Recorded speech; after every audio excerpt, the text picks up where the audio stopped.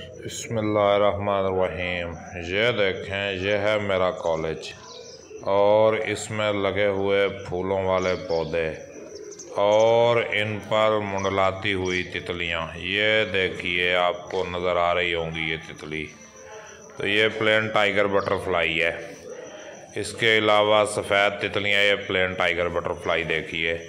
तो बहुत ही प्यारा मंज़र होता है हमारे कॉलेज का। ये देखें जी, ये एक और प्लेन टाइगर बटरफ्लाई बैठी है, अभी उड़ेगी। ये देखें, ये उड़ गई। लो जी। और देखें, ये एक और प्लेन टाइगर बटरफ्लाई है। ये देखें, बहुत प्यारी बटरफ्लाई ये होती है। ये देखें, ये फूलों वाले पौधे हैं और बैकग्राउंड में कॉलेज की बिल्डिंग नज़र आ रही है। ये देखें, ये सफ़ेद तितलियां फिर रही हैं। ये आ जाएं नीचे जी। ये देखें, कुछ गेंदे के फूल उगे हुए हैं और इन पर ही तितलियां जो है ये उड़ रही हैं। ये देखें जी, ये देखें, क्या बेहतरीन मंज़र मौजूद है।